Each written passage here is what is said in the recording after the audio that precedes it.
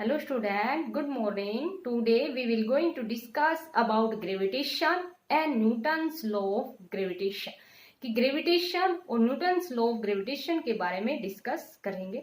तो जैसे कि पहले इसकी थोड़ी सी स्टोरी बताते हैं ग्रेविटेशन की। तो एक जो न्यूटन्स ने ये लॉ दिया था, तो न्यूटन है वो एक पेड़ के नीचे बैठा था। उसने देखा कि एक एप्पल है वो अर्थ के ऊपर गिरा। मीन्स उसके दिमाग में वहीं से उसने सोचना स्टार्ट कर दिया कि अर्थ का एक फोर्स है जिसके कारण उसने एप्पल को अपनी तरफ अट्रैक्ट किया। लेकिन उससे पहले जैसे कि हमने 8th चैप्टर मोशन में और उससे नेक्स्ट चैप्टर जो फोर्स एंड लॉ जो मोशन में हमने न्यूटन्स का थर्ड लॉ डिस्कस किया था। तो न्यूटन्स के थर्ड लॉ में न्यूटन ने क्या बताया था कि single force never exist in nature, कि एक सिंगल फोर्स है वो एग्जिस्ट नहीं करता नेचर के अंदर।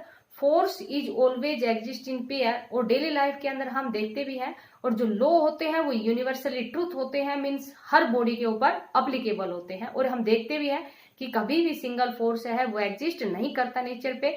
फोर्स है वो हमेशा पेयर में लगता है। तो देखा कि एप्पल है वो अर्थ के ऊपर आ रही है, मीन्स अर्थ पे गिरी है, इट मीन्स अर्थ ने उसको अपनी तरफ अट्रैक्ट किया। तो एप्पल ने भी अर्थ को अट्रैक्ट किया होगा, लेकिन ओवरऑल जो फोर्स था वो किसकी तरफ था? अर्थ की तरफ था।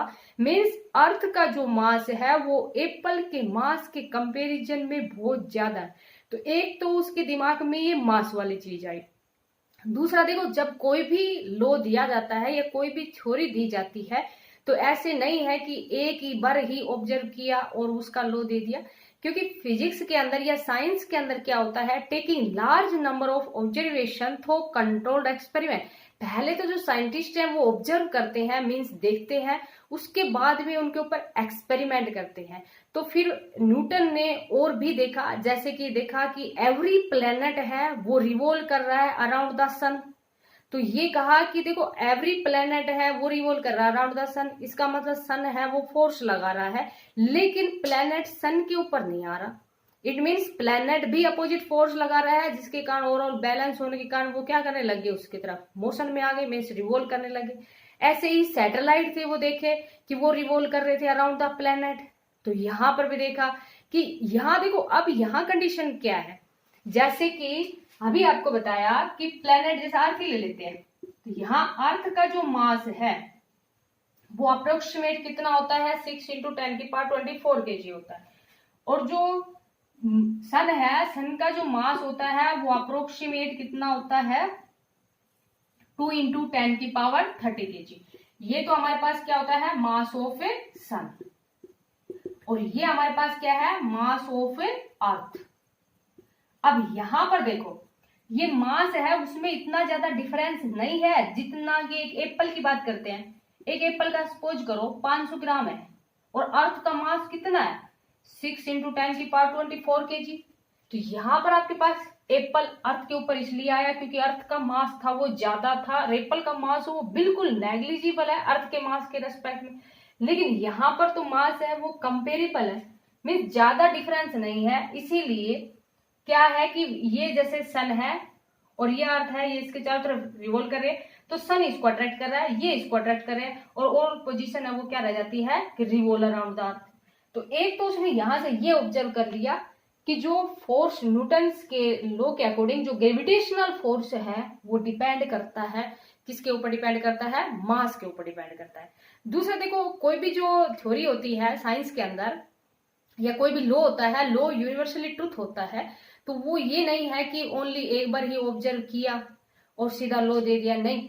क्या होता है कि बहुत बार ऑब्जर्व करते हैं। तो जैसे कि डेली लाइफ के अंदर हम देखते भी हैं, क्या देखते हैं कि जैसे कि सपोज करो आप इस तरह से करके भी देखना एक्टिविटी कि 2 हैवी वजन को लटकाना।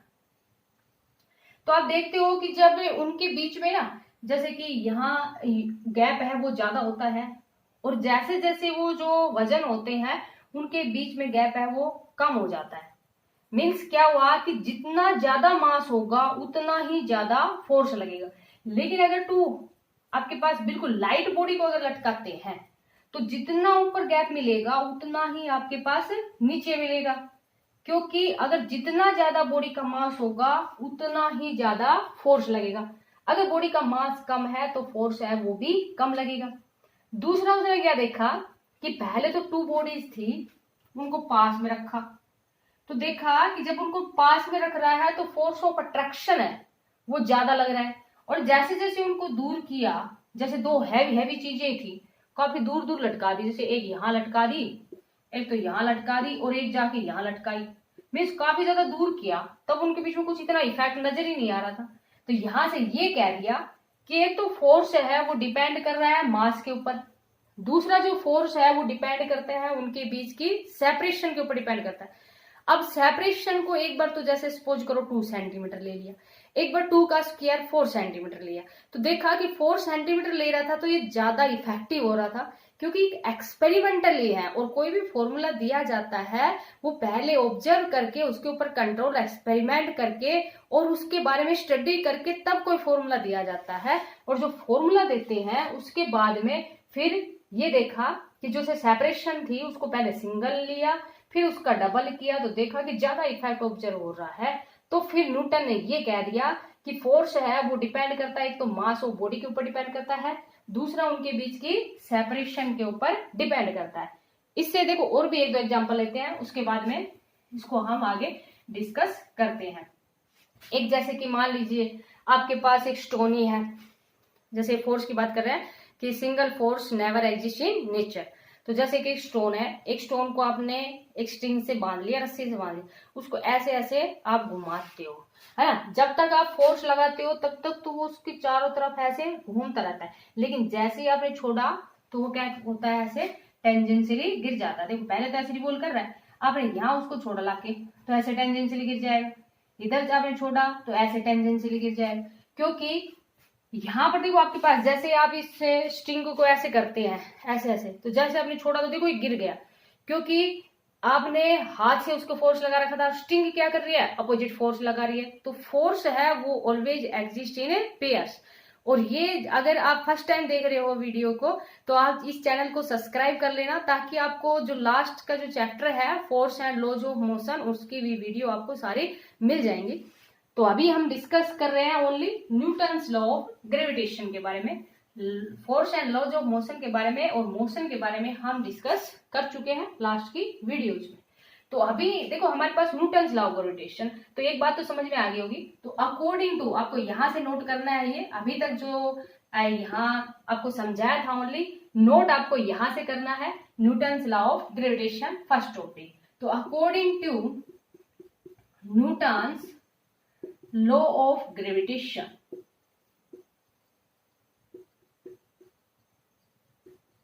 द फोर्स ऑफ अट्रैक्शन, ये हमेशा ही अट्रैक्टिव होता है, और every two bodies in the universe, universe के अंदर कोई भी दो बॉडी है वो इसी फोर्स के कारण एक दूसरे से अट्रैक्ट होती है।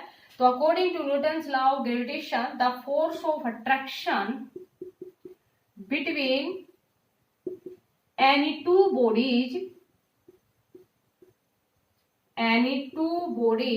in the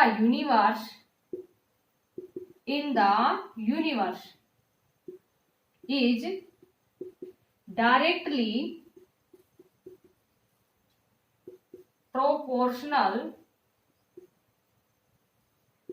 to mass of body and masses of body and inversely proportional to square of distance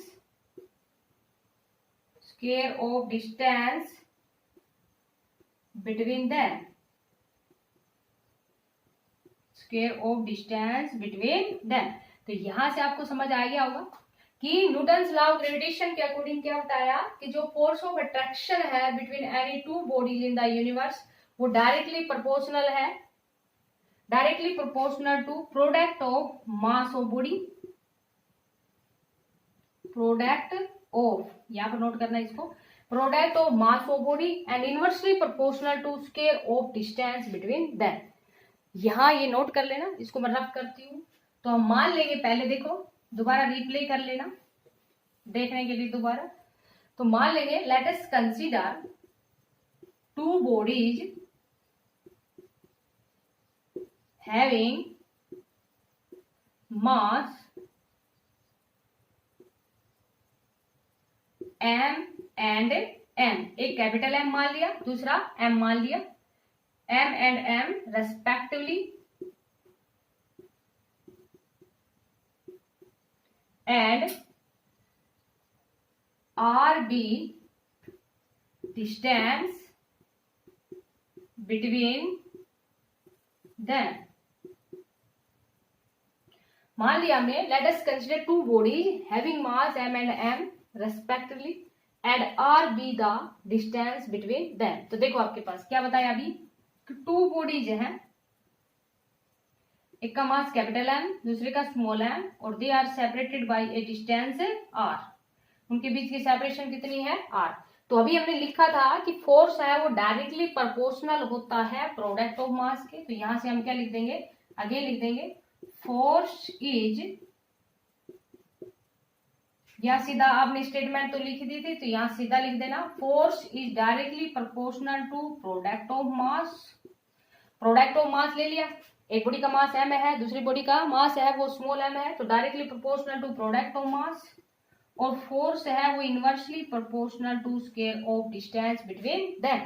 और ये भी हम डिस्कस कर चुके हैं कि फोर्स है वो आपके पास एक वेक्टर क्वांटिटी है, और वेक्टर की फॉर्म में अगर लिखना चाहो इसको, देखो मैग्नीट्यूड की फॉर्म में लिखना चाहो तो ठीक है, वेक्टर की फॉर्म में लिखना चाहो तो इसको वेक्टर की फॉर्म में भी लिख देंगे, तो इसके ऊपर वेक्टर लगा देंगे। पहले हम मैग्नीट्यूड की ही बात करते हैं। तो यहाँ देखो ये फर्स्ट है, ये हमारे पास क्या है, सेकंड, यहां तक नोट कर लेना। उसके बाद में मैं इसको रफ करती हूं। देखो from first and second, from equation first and second क्या कह देंगे, force is directly proportional to product of mass and inversely proportional to square of distance between them. तो यहां से प्रोपोर्शनलिटी को हटाते हैं तो कांस्टेंट ले लिया, क्या लिख देंगे, where G is constant of proportionality,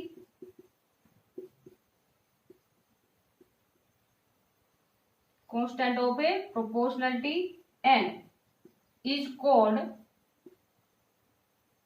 gravitational constant, gravitational constant. इस कांस्टेंट को हम क्या कहेंगे, gravitational constant. G is the constant of proportionality and this constant is known as a gravitational constant. ये ग्रेविटेशनल कांस्टेंट है, मींस यूनिवर्स के अंदर इसकी वैल्यू है, throughout the universe constant है। और जो कांस्टेंट वैल्यू होती है वो जी की जो वैल्यू है, ये मैं मिटा रही हूँ, रफ कर रही हूँ, उसको समझ आ गया होगा, नोट कर लेना। The value of G is 6.67 into 10 की पावर -11। अच्छा देखो अभी मैं आपको करके दिखा रही हूँ, ये आपको नोट नहीं करना, इतना नोट करना है।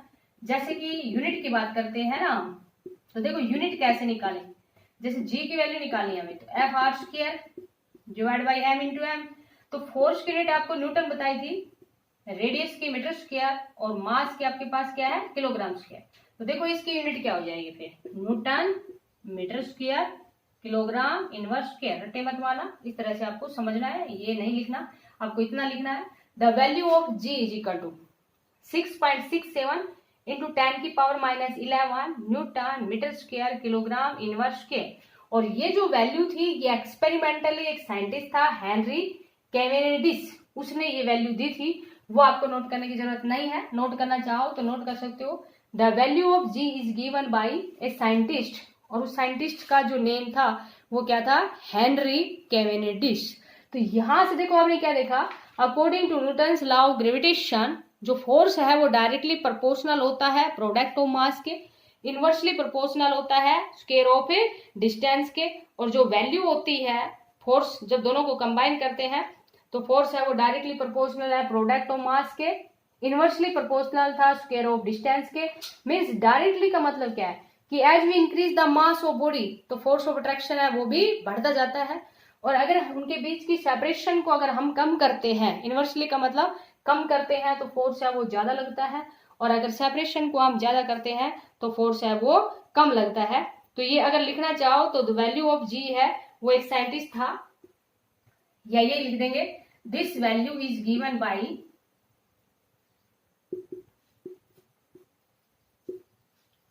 Henry Cavendish.